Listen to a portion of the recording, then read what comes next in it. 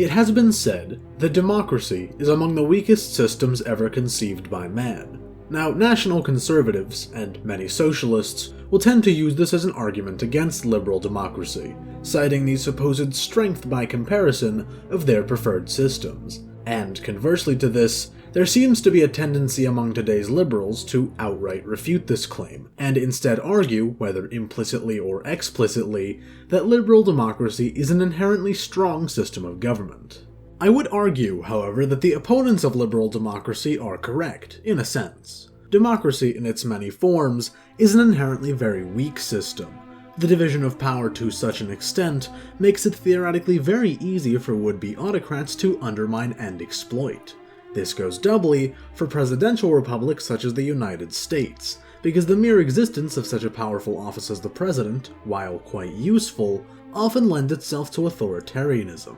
And yet, I am not arguing that democracy is a bad system. On the contrary, I consider it to be the greatest system thus far created by which to order a society. When applied correctly, a liberal democracy can be both a firm system of governance, able to stand amidst adversity, and a flexible system of governance, able to adapt to any new circumstances that present themselves. This was perhaps best demonstrated when the democratic Allied powers faced off against the autocratic and fascist Axis powers. Early on in the war, the Axis powers made rapid gains and quickly overpowered Western Europe. Under threat of invasion, it appeared the British government and people might fold to Nazi pressure, but when they were truly pushed in the Battle of Britain, the British people united around their ideals of liberty and democracy to throw back the oncoming tide of fascism. Prolific writers and speakers such as George Orwell took up the cause of encouraging Brits to see the war through, writing in 1942 that pacifism is objectively pro-fascist. This is elementary common sense. If you hamper the war effort of one side, you automatically help that of the other. Nor is there any real way of remaining outside such a war as the present one. In practice, he that is not with me is against me.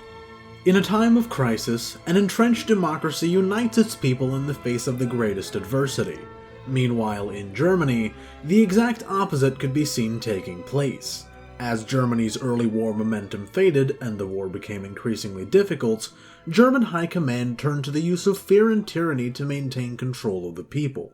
As the war progressed and it became more and more obvious that it was unwinnable for Germany, Nazi high command turned on itself and imploded, and the Reich that was meant to last 1,000 years barely lasted for 12. Democracies also generally yield greater competence and organization in military structure as an inevitable result of the inherent nature of a democratic society. The efficiency of the American military is due, among other things, to the tendency of a free society to encourage citizens to think for themselves, and soldiers, regardless of the military hierarchy, thereby have a far greater ability to easily adapt to extraneous circumstances. On top of this, a meritocratic system of promotion that is core to liberal democracy ensures that the most talented and qualified are able to rise through the ranks in accordance with their skill. For example, during Operation Desert Storm, coalition forces led by America fought with great effectiveness against the often well-equipped and outnumbering Iraqi forces, and quite often, a low-level officer in the coalition could display as much, or even more effectiveness, than an Iraqi general. By comparison, the Iraqi army was kept divided between competing generals who fought over prestige and influence. This was, to an extent, an intentional decision by Saddam Hussein to ensure that no unified domestic opposition against him could arise. Iraqi generals would often withhold information critical to military success from lower-ranking officers so as to one-up their rivals. As a result, the Gulf War was a resounding defeat for Iraq, and a perfect practical demonstration of the effectiveness of a democracy as opposed to a dictatorship. Lastly, but perhaps most importantly, a functioning democracy provides a high degree of stability and consistency in governance.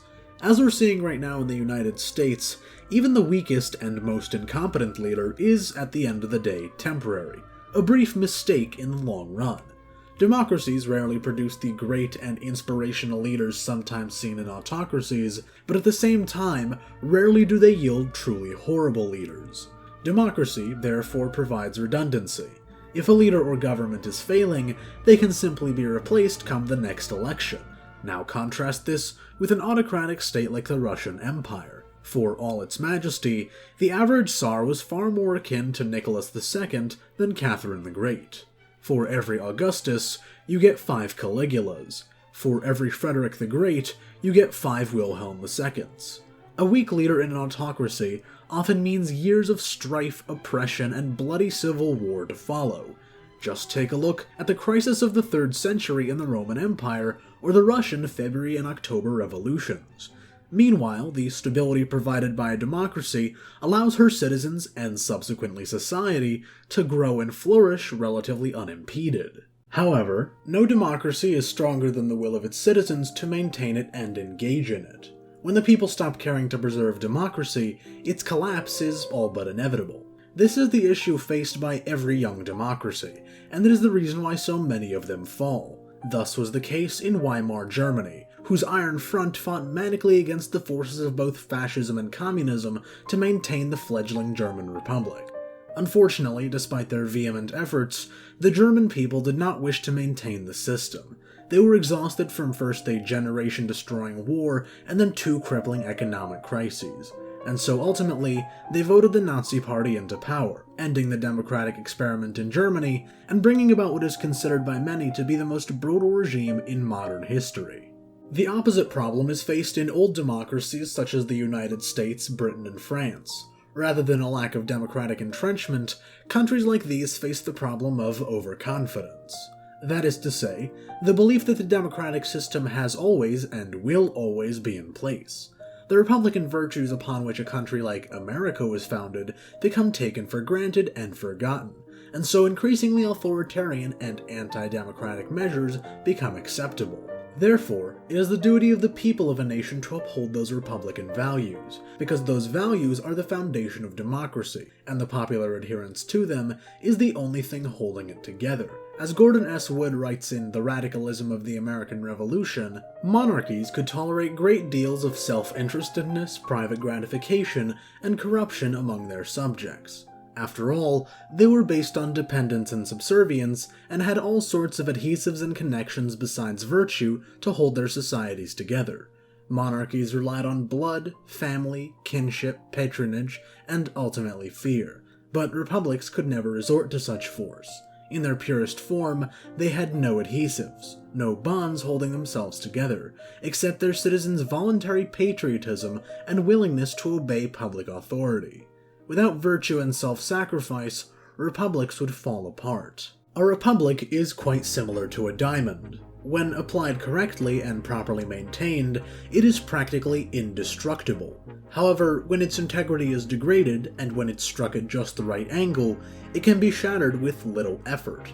Democracy is fragile, a tiny flame caught in a thunderstorm. It must be sheltered and protected by the people so that it may continue to flourish, grow into a mighty bonfire.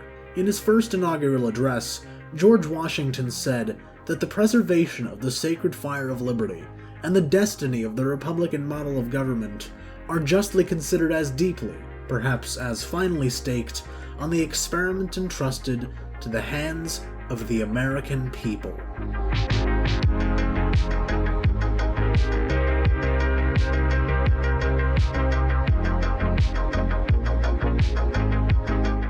Thank you for watching. I'd like to apologize for how long this relatively short video took to create.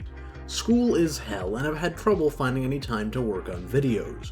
Indeed, this video would not have been possible without my friend Gallalad of the Irish Liberal Association, who helped me write well over half of the script. I'd also like to commend my friend Logicus, who contributed the voice lines for the quote from Orwell. He runs a small YouTube channel which I would highly recommend, and which will be linked in the description down below. Along with it, you will find links to my Twitter and my Discord server, along with a list of sources used in the video. I would also appreciate it if you left a comment, shared the video around, and subscribed. Having said all of that, till next time.